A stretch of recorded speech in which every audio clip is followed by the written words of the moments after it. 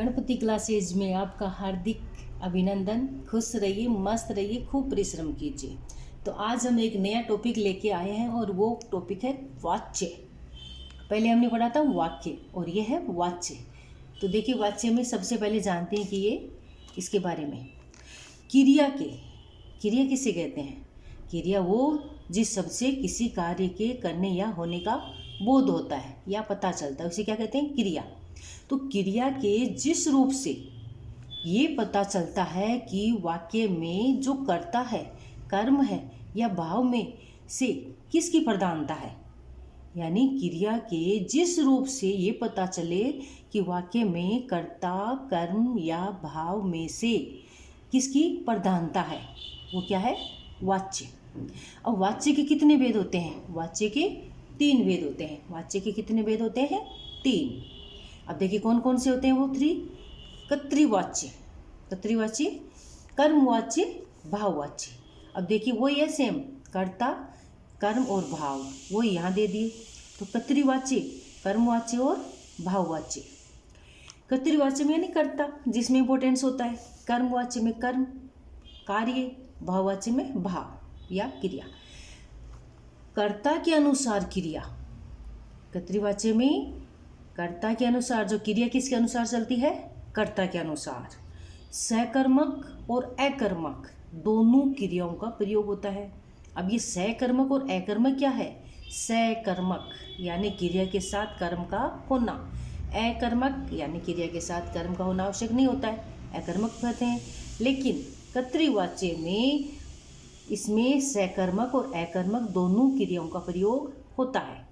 इसमें क्रिया के लिंग, वचन कर्ता के अनुसार होते हैं। इसमें क्रिया के जो लिंग और वचन है वो किसके अनुसार चलते हैं? कर्ता के अनुसार, क्योंकि वाक्य कौन सा है? कर्तृवाच्य यानी कर्ता, इंपॉर्टेंस। उदाहरण देख लेते हैं इसके। मनोज चाय पीता है। चाय कौन पी रहा है? मनोज। राम पुस्तक पढ़ता है। पुस्तक कौन पढ़ रहा है? राम। सीता खाना बनाती है। खाना कौन बना रही है? सीता। तो क्रिया का सीधा सीधा असर किस पे पड़ रहा है?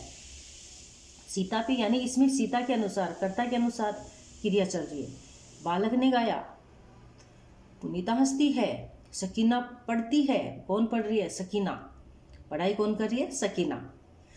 चलो घूमने चलते हैं। विन्नी जोर जोर से हंस रहा है। विन्नी जोर जोर से हंस रहा है। सुरभि खाना पकाती है। बच्चे दूध पीते हैं। राम कविता लिखता है। तो इन सब में कर्ता जो है वो महत्वपूर्ण है और क्रिया वो किसके अनुसार है? कर्ता के अनुसार। इसी प्रकार से कर्मवाच्य, कर्म के अनुसार क्रिया। इसमें क्रिया किसके अनुसार चलती है? कर्ता के अनुसार। कर्तृवाच्य में देखिए, कर्तृ से कर्ता, कर्म से कर्म, भाव से भाव या क्रिया। तो इसमें जो कर्तृवाच्य है यानी कर्तृ से कर्ता, तो क्रिया है वो किसके अनुसार चलेगी? कर्ता के अनुसार। और इसमें कर्म के अनुसार, कर्म की प्रधानता होगी।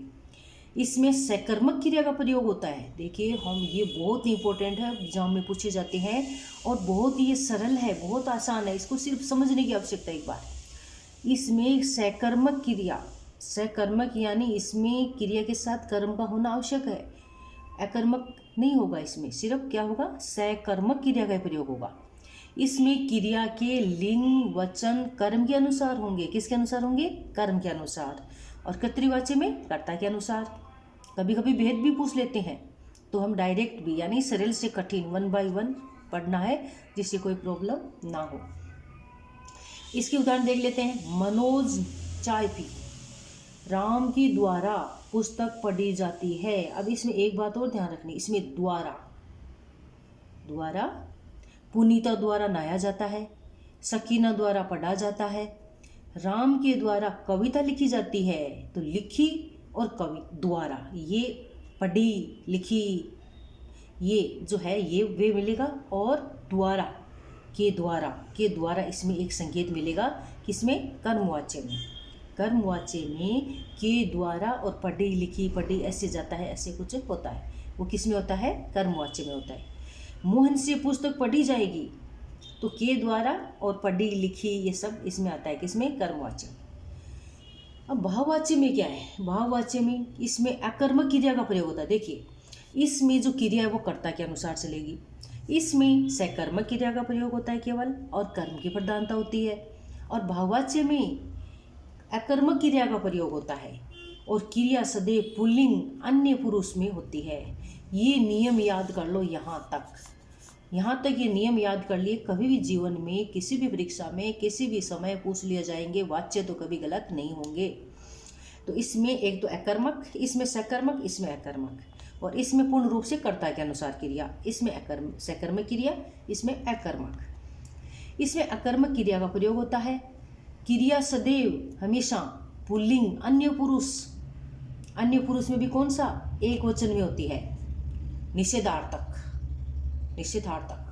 वाक्य एवं नहीं का प्रयोग भी होता है। किसमें, भाववाच्य।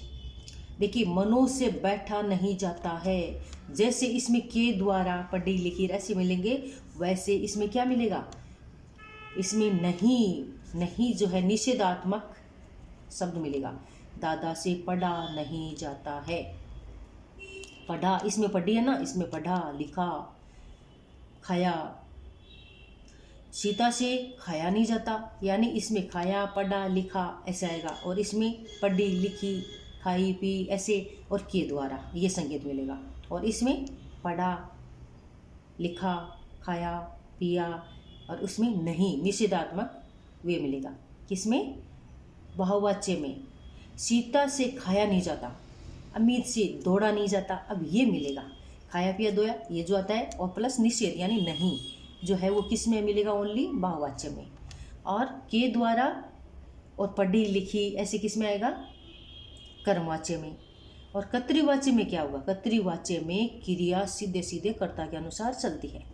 तो ये बहुत ही सरलता से सहजता से आप इसको एक बार समझ में आ जाए, 90% आ जाएगा। फिर भी कोई डाउट है तो एक बार और पढ़ लीजिए। यहाँ तक आपने नियम समझ लिए, यहाँ तक तो कहीं पर भी कैसे भी डायरेक्ट इनडायरेक्ट कभी भी आपसे कुछ भी पूछ लेंगे तो आपसे मिस्टेक नहीं होगी। लेकिन एक बार फिर कह रही हूँ कि कोई भी कॉन्सेप्ट हो उसको हमें 1 बाय 1 पढ़ना होता है। अधिकांश गलती कहाँ हो जाती है, ये हम इस वे में तो कॉन्सेप्ट के बारे में जानते नहीं है, ना वेदों के बारे में जानते हैं, और सीधे सीधे एग्जाम्पल रट लेते हैं, पढ़ लेते हैं। तो ऐसा नहीं होता है। सबसे पहले कॉन्सेप्ट के बारे में जाने कि वो है क्या, फिर उसके बाद में उसके भेदों के जानेंगे काउंटिंग में, फिर भेदों के नाम, फिर उनके बारे में, और लास्ट में एग्जाम्पल। यानी लगभग कोई भी कॉन्सेप्ट होता है वो 5 और 6 पॉइंट में कंप्लीट माना जाता है। हमें करते क्या है, 4, 5, 6 कॉन्सेप्ट के जो टॉपिक है उसको हम समझ के नहीं के क्या करते हैं, 1-2 पॉइंट को मेन एग्जाम्पल रख लेते हैं और उसके बारे में आधी अधूरी जानकारी प्राप्त करते हैं। जिसे एक पूछ लिया बता दिया, संजोग से आ गया, बाई चांस कुछ भी पूछ लिया, घुमा के पूछ लिया, तो हम गलत कर बैठते हैं। तो हमें क्या करना है, सबसे पहले तो उस कॉन्सेप्ट के बारे में जानना, उसके बारे में परिभाषा ही होती है, उसके बारे में फर्स्ट इंट्रोडक्शन जानकारी, फिर उसके भेद काउंटिंग में 1, 2, 3 वो, फिर उस भेदों के नाम 3 पॉइंट, फिर उनकी परिभाषा 4 पॉइंट, और फिर एग्जाम्पल 5 पॉइंट। ऐसे में कोई भी कॉन्सेप्ट होता है तो हमें पॉइंट निर्धारित कर लेते हैं कि ये कॉन्सेप्ट है वो कितने पॉइंटों में डन होने वाला है। अगर कोई भी इनका जो टॉपिक का कोई कॉन्सेप्ट कौन सा पॉइंट अवॉइड हो गया, कौन सा नहीं हुआ, तो 1 बाय 1 हमें ये निर्धारित कर लेना होता है पहले से ही कि कितने पॉइंटों में डन होने वाला है। तो फिर हमारा कोई भी पॉइंट स्किप नहीं होता और हम संपूर्ण अच्छे से समझ लेते हैं। तो हमने आपको बहुत ही सरलता से सहजता से समझाने का प्रयास किया है। फिर भी आपको एक बार नहीं समझ में कैसे आप और समझ सकते हो। वीडियो देखने के लिए, समझने के लिए थैंक यू सो मच।